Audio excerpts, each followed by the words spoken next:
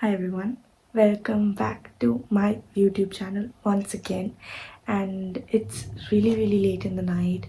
It's like 3 o'clock in the morning. I'm shooting this video right now because it's very calm and peaceful. I love late nights, okay? And it's also Merry Christmas Day, so Merry Christmas to all of you. You can like look at my jumper, it's like my favorite one. I'm wearing it for the whole day, whole night, whatsoever. So basically, uh, I was thinking about shooting a video about the books I have read this year. So just for all of your information, I have finished 18 books this year. My goal was to finish 20, but still I I'm like I failed to finish the last two books, and I actually thought that I will finish. Okay, I'm gonna show all of you. So actually currently I'm reading Lolita, and I thought that after finishing this one I will pick up this one, Tuesdays with Mori, but I don't think I will be able to finish these two books within 5 or 7 6 days, which is left for this year. But still I think it will not be possible. Even if I can finish this one, finishing this one will be much more tougher.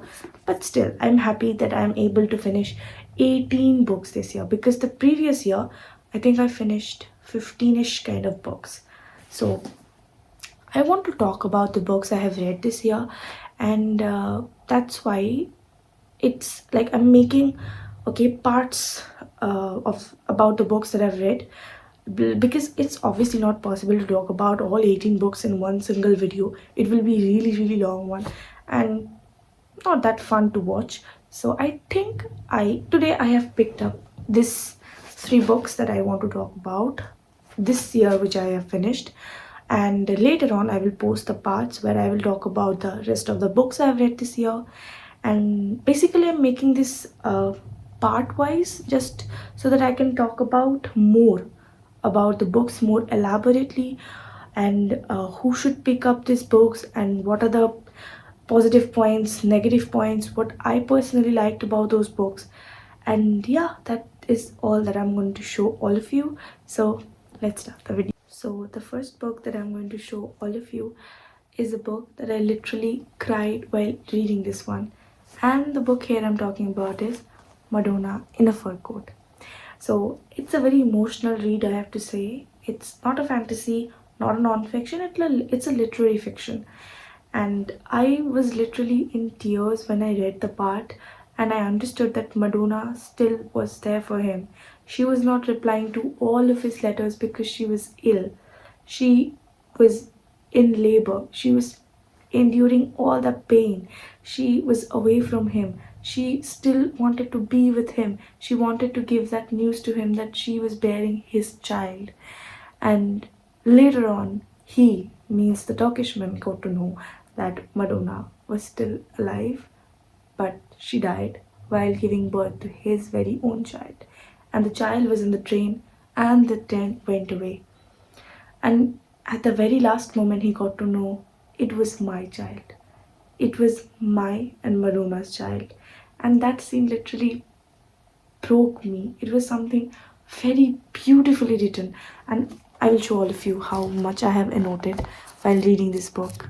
Like, you can see all my handwritings, all the notes I have taken while reading this book. I literally loved every single passage, every single line, the words, the way emotion has been, reflected on the readers. It's something that has owned my heart. I think the book is very good for those people who still search for old school romances, something which is like, when you love, when you don't, you don't. And when you love with completely, like you completely love that person with your everything. The book is for them. The book is not for the people who really enjoy the hookup cultures, who really enjoy all the terms that has given nowadays to love, which is not at all love. So if you really believe in old school love, if you believe in that letter written love, then I think you should really pick this book up. The book also drives not only in love, but also in how a person lives even when he has lost the purpose of his life. The man was such empty, but still he carried so much through his life because Madonna died while giving birth to his child. But he was the one who endured the real pain. Madonna with him was something he really wanted to spend his life with. He wanted to spend his life with her. But when she died, he lost. But when he got to know she died, it was very, very many years after what happened. And all those years he had to endure that pain that she never returned. But actually, it was not that. The truth was different. She wanted to come back, but she was not alive anymore. And I think the book also taught me a lot of things. I'm going to not only talk about what I felt, I will also talk about the books, what it has taught me all the way through. I think the book also, the very firstly, taught me that when you love completely. There is nothing, oh, I will love you this way, but not that way, okay? I will love you in this manner, but not that manner. There will be some boundaries, there will not. No. The book very simply tells you that when you love completely. There will be no boundaries at all. You love this person, say that you love this person. With your complete heart, with your complete mind, say, I love this person. Believe in that love, trust them. That is the trust that people nowadays, and even I don't have in people after what we have faced personally together. But this book shouts that trust the people you love, say that you love them with your complete loud voice. Second of all, later in the years, we have also noticed that the man to be really empty. He was alone. He never talked to anyone. He never took a holiday even from his office. He used to go there every single day. Moreover, when he come back home from the office, he was in his room, which was completely different from the rest of his house. Broken, scattered, complete mess. Nobody even was bothered to even look at him. Every one of his family members was greedy, I will say. They were so selfish that he was the only earning member in his family, but they never really was, curious enough to know why he was living like that. He should get his room renovated, he should do something with his room, or he should live in a better condition and not in that room, obviously. But he never did. He was a very left out person. He always carried this pain with himself that Madonna never came back, but he loved him completely. Obviously, it was not true, but at that point of time, he didn't knew that, like, she never came back, and that was the only thing it was going in his mind. And I think it was really bad. I really felt bad for him at that point of time. I also will say that this book taught me that sometimes you don't know what a person is going through in their life. You don't know what they are dealing with. You don't know how much lonely they are. You don't know how they are spending their days when they will die. So be patient with people. Be kind to them. Whenever you say something to them, at least think twice in your head, is it appropriate to say right now? Don't be really excited to say anything on their faces. You have time. Think. Think twice that is it going to hurt them? Am I hurting any of them? Am I hurting their emotions by saying this? Or am I hurting their confidence by saying this? Just, it will take few seconds. But I have really implemented this thing after reading this book. And when I understood how he felt, like, he was quiet. It was not like that he was deaf. He was unable to hear anything or say anything. He was a person. Nobody actually approached him correctly that he would talk to any one of them in the office. When the women did, the new editor of the office, he responded. It was not like he never responded. He responded.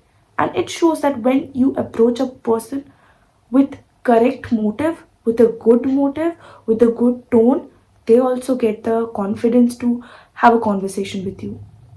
And I think I have also implemented this thing in my life. Even in the previous year, in 2024, I was really excited person. I will be the most excited person in the room to say something. But right now, after reading this book, I've understood that sometimes you have to think. It will take few seconds. For me also, at first it was difficult to think and talk. But I think thinking 2 seconds before talking anything is something that will really imply a good impression on you. And this book really taught me to do so. And moreover, I have understood that it's not you who are dealing with the extreme loneliness. It's many people out there on the earth who felt lonely, who feel like they are left out. Even with the Turkish man, his whole family was in their own way of like living life, and then was never bothered to ask him how he was. But he never stopped living his life. He lived his life in his own terms after unable to get married to Madonna. He married, but he never truly married. He always loved Madonna, and I think that really stayed with me, and that will stay with me for a very very long time. So yeah, if any one of you want to experience a very deep emotional read, pick this book up. I was really happy to read this book. I was happy, emotional at the same time, but I I will say I really like this book. I'm gonna put my Fable review over here so you can see what I have actually rated this book while reading that point of time. So yeah, actually I have only these things to say. These two things I really liked about this book. It taught me a lot of things, and it also made me a much more empathetic person than I was before. So yeah, that was my first book that I have talked about in this video that I have read in 2025. So the next book that I'm going to show all of you is the book that I finished 50 or 60% on a flight to Chennai. So I was not having that much of a expectation from this book, but it turned out to be one of my 5-star read of 2025. So I'm gonna put my favorite review as always over here, so you can check what I have rated this book during the time of my reading. And the book here I'm talking about is Tender is the Flesh. And actually I saw a review of this book on Instagram, and I thought, okay, it sounds amazing. It sounds uh type about like it's a type of genre that I've never read before. I always read literary fiction or classics and thrillers. I am most comfortable in these three genre, okay, but most of the time I ignore the others, but still I should read the other genres too. And this book was something out of the, like, it was not out of my comfort genre, it was out of my box only. And I was literally happy after reading this book because it not only made me happy, it made me feel disgusting at some point of time. It talks about human cannibalism. I know the topic is something which a lot of people will be not comfortable reading with, but I'm talking about those people who read this kind of book. Okay, it was my very first book like on this kind of topic. It made me disgusted at some point of time, but is it not that true that it can also get real in the near future? We all thought about, like, we know, okay, about the situations like political, economical, all the situations that are going on right now in our country.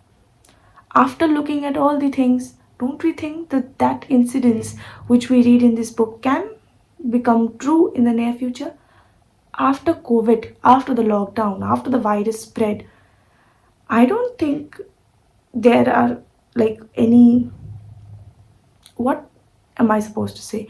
Like, I think there are many ways like this can get true in the future. Like the book talks about like human cannibalism, where like a virus is there due to which many people cannot consume the animals like chicken, goat, or pigs.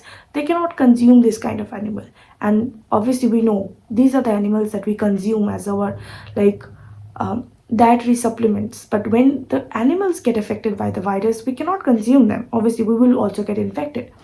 So what the people at the very higher post, the people who control the country, controls the world, uh, the meat industry, the commercial people, the businessman, the people that own the commercial companies, what they decided? They decided that okay, let's slaughter human and feed the other humans. In this way, we can continue the process of, satisfying the meat consumption of the other people who have survived the virus. And I was extremely taken aback. I was like, how can you slaughter a human and provide it to humans only to eat? It's like the detailing in the story is something that made me uncomfortable at certain point. Like still I'm uncomfortable to talk about it. So there is a slaughterhouse. The main character, it's a male character. He's married to a nurse who was previously a nurse, not a nurse right now. She was unable to conceive a baby somehow or the other, maybe due to medical condition, I don't know. But yes, she was unable to conceive a baby. Their marriage was really old, and they wanted to expand their family, but obviously there was something of a misunderstanding going on in between him and his wife, so his wife was not at home. So the story revolves around the main character only, and he works at a, human slaughterhouse, and he knows every single thing that happens inside the slaughterhouse. Imagine the way a slaughterhouse work right now, okay, where pigs are slaughtered, chickens, goats are slaughtered. In that way, humans are being slaughtered. It feels really disgusting even to talk about it. Women's are slaughtered in a different way than men's are. Okay, women are like kept in cages, completely naked. They are kept in the cages. So very disgusting thing that they do. They take all those people in, like the slaughterhouse work in such a way, like they select people, take them into the slaughterhouse, cut their vocal cords through operations or something, so that they cannot speak anything.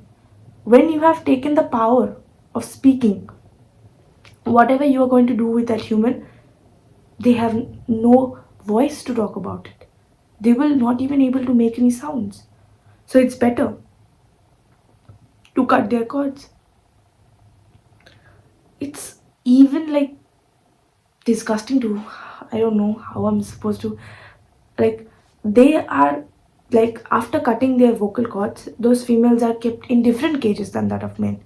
Then those women are forced to get intimate with the other male that was going to be slaughtered, and they are forced to give birth. Like a huge number of babies gets born from a single human body, and it's literally painful to even read all those detailing. Then women who lost their ability to reproduce anymore, then they are slaughtered. And the slaughterhouse, like the slaughtering house, also provide the facility to hire people, like the people who survived the virus and the eclipse, you can say. Those people can also get their own meat as alive. So I'm going to explain this. So suppose you are the one who has survived the virus, and you are at a very higher position than the others. So if you want, you can buy a human. They will send that human to your doorstep. If you want, in front of you, they will slaughter it, give you their meat, and they will go away. But if you don't want to slaughter it in front of you, they will completely give you a full human being to you to eat. And that what happened with the main character. He got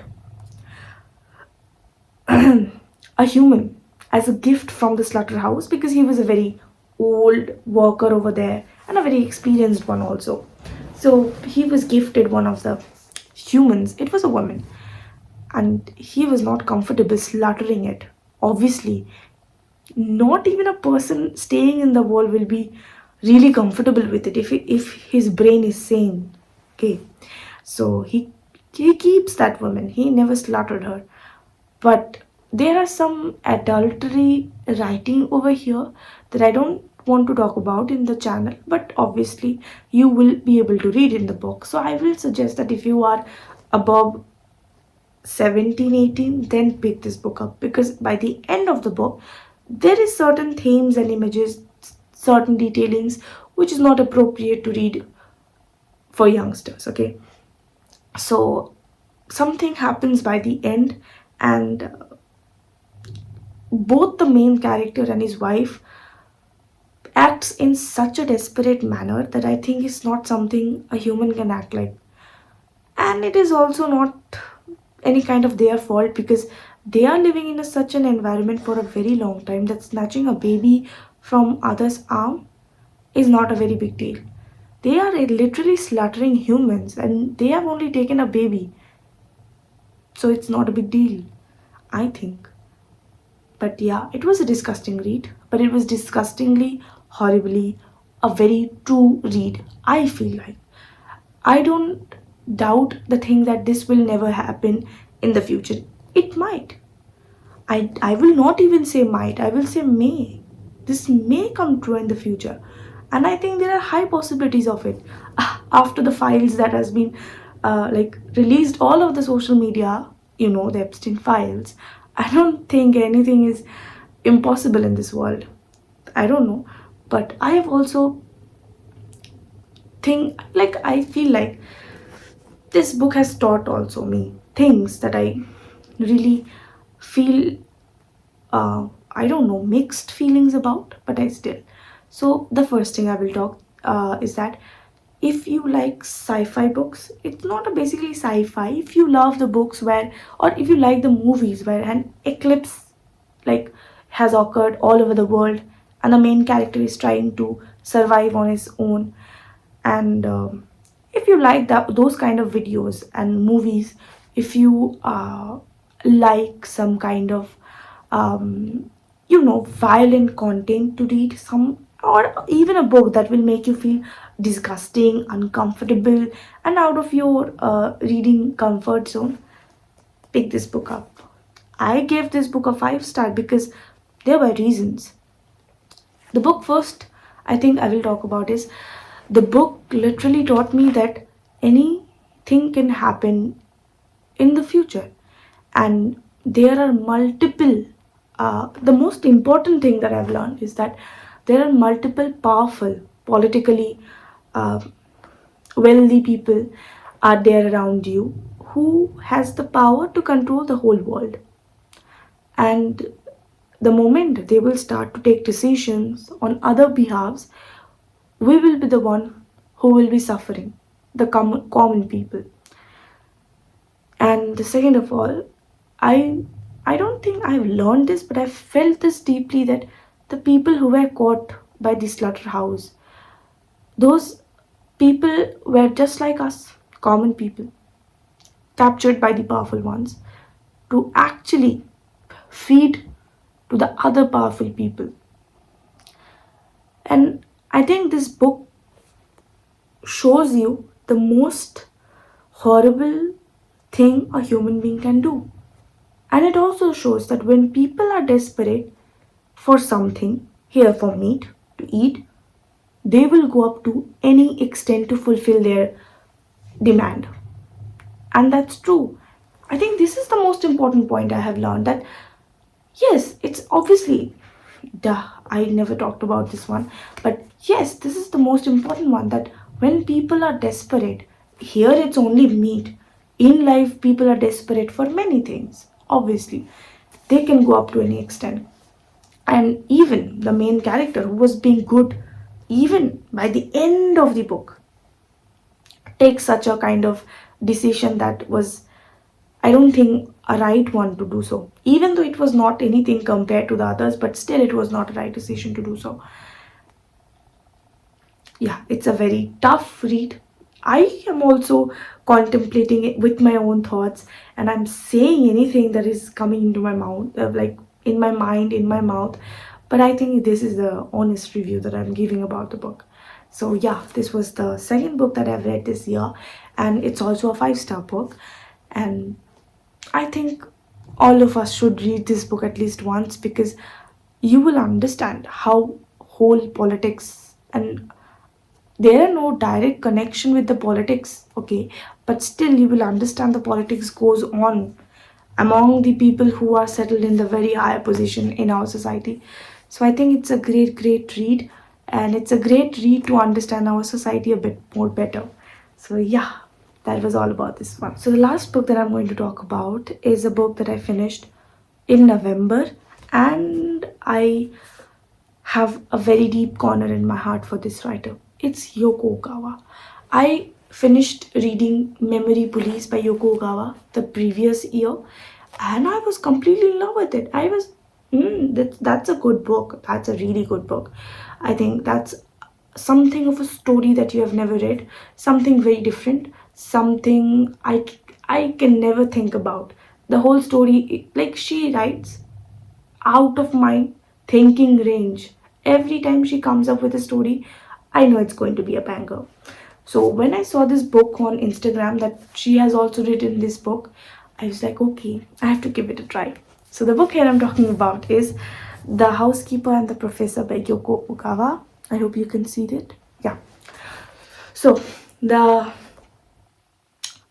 thing is that there are three main characters in the book: the housekeeper, the math professor, and his sister-in-law. Yes, his sister-in-law. He is suffering from a very unique, I will say, not a disease, but a condition that he got after his accident, that he cannot remember anything after 40 minutes or 60 minutes. It's not 60 minutes, sorry, 60 seconds. And that is something really troublesome.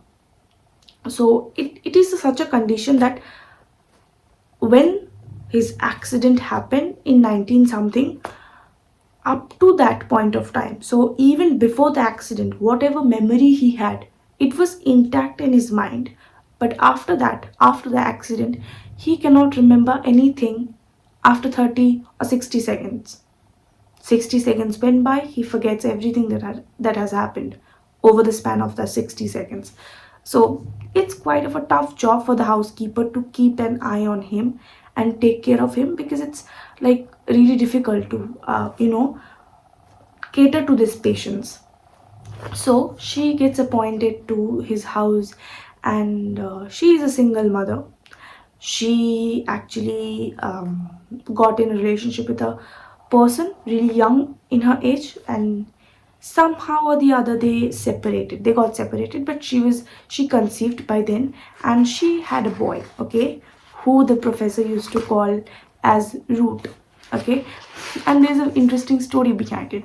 He's like the housekeeper's son. His head was really flat. It looked like a root over, like the root over 2, like that root. So he was a mathematician, okay, like previously in his life. So obviously he had a lot of knowledge in his math. Even as a person who hates math, I completely clueless. I am clueless in maths, and I'm still am. But I think while reading this book, somehow or the other, I never felt threatened about the maths related topics that has been discussed in this book. I, as a like a core math hating person, enjoyed this book. So I think anyone can enjoy this book. You don't have to be intelligent to understand any of the things that has been discussed in this book. The professor not only teaches the housekeeper about the math secrets that he knows, he you like we as a reader also understands what he is trying to say. It's important to understand um, all the things that he's saying, because it's fun. It's fun, I will say. So if you don't understand what he's saying, you can google it up. You will get simple definitions of it. But moreover, I really enjoyed those parts. So there are some parts of numbers. So he was actually a math professor specialized with numbers. He literally knew numbers that no one can ever like learn about. Okay, he was that much professional and very good at special at it.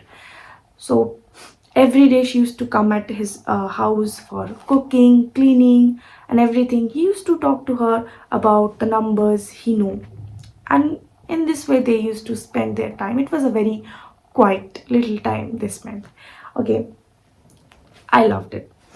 But the things get a bit difficult when a night, and she let me tell you one thing. Like when she was appointed for the job, the sister-in-law who stays like in the same house, but the same house it's totally separated. So the professor lives in one part, the sister-in-law lives in the another part, and she strictly tells the housekeeper not to like disturb her for any of the things that she needs. She can do everything by her own, but she cannot stay in that house for overnight. But one day, out of a condition, she stays in his house for overnight because he was suffering from fever, and that really triggered the sister-in-law, and I was really confused why. She didn't do anything wrong, so why she was really angry. And she also even, you know, pushed her away from the job she was doing as a housekeeper, and she appointed another one, and all the stuff happens in the story. But later on, the main point is that there was something of in between the sister-in-law and that of the math professor, because the sister-in-law got like became widow at a very young age, and the professor lost his brother-in-law by that time, obviously. So I think there was something in between them, and as the professor didn't remember any of it, he was not acting any strange, but the sister-in-law was acting a bit weird and strange about the housekeeper intervention in the house. And I think maybe due to that reason, she was a bit on a dislike part. Okay. And yeah, that's quite a bit about the story, and I really felt like, I don't know, I felt lost at some point of time in the book while reading it. It's not a very negative way, but in a positive way. There's like a relation that grows in between the housekeeper and the professor, which is very comforting. Okay, the housekeeper never had her husband beside her when she was raising her child all by herself, and the professor really really enjoyed his time with the housekeeper's son. He was really like someone who used to care about that child. He always used to say, like he used to taught him English, like what I'm saying, not English. He used to taught him maths on in his free times, so that he can study well and be a good student in mathematics. And yeah, in this way, the housekeeper also felt that he was a someone of a figure in the house who can take that place of a husband, of a father. But I think I think there was something from the professor's side also, because he was spending a lot of time with the housekeeper, which might have led to that kind of emotions that the housekeeper felt. And obviously when she was thrown out of her job by the sister-in-law, she accepted it naturally, because what else she can do? She can do nothing. So yeah, I think that was all about it, and I think I have learned two things again. One, sometimes life can be hard. Life can be really, really hard, but we have to accept it no matter what.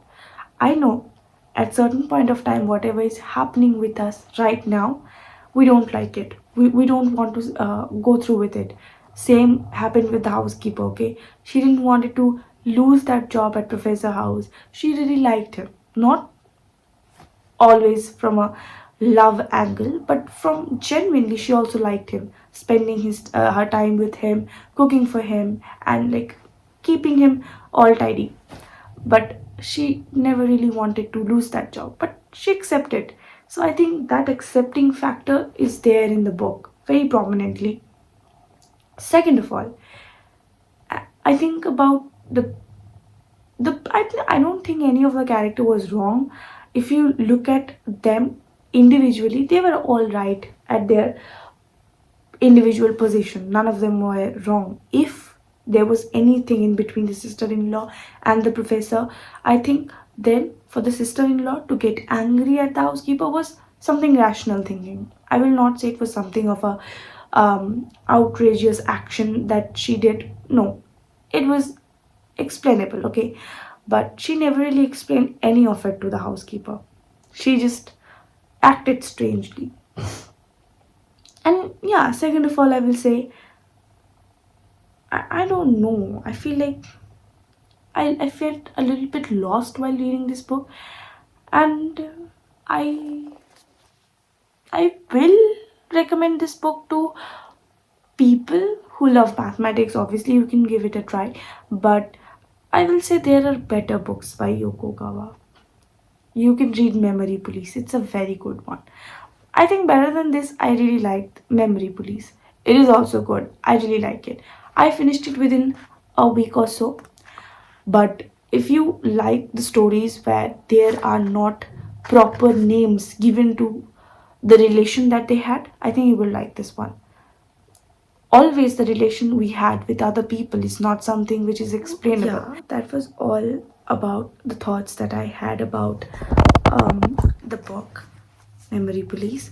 And yeah, in this way, we have finished talking about all the three books that I've read this year. And there are more books I have read. So these are the three that I have talked about in this video. I know it was a bit boring, but I like talking about books. So I think I will be posting some new videos on my YouTube channel this year. Something quite different. Something uh, a bit out of my comfort zone, but still I will share. So I'm not going to say anything about it. It's going to be a surprise to all of you. I will talk about certain things in my video. If you like listening to my yapping, I hope you will like the new upcoming videos. And yeah, that was all about today and today's video. And I will be posting this video very soon as soon as I complete editing it. And one more thing that I wanted to show all of you is that the scarf that I was making, that was the goblin. I saw the goblin drama as a first K drama that I ever saw, and I literally loved the red scarf that the female lead was wearing all the time. So I made all by myself a red scarf. It looks so beautiful, like it's completely amazing. Look at it. I made it all by myself, and I just wanted to show all of you that I have made it for the winters so that I can wear it. Look, it looks nice, no? I feel really good. So yeah, that was all about today's video. Thank you for watching the vlog.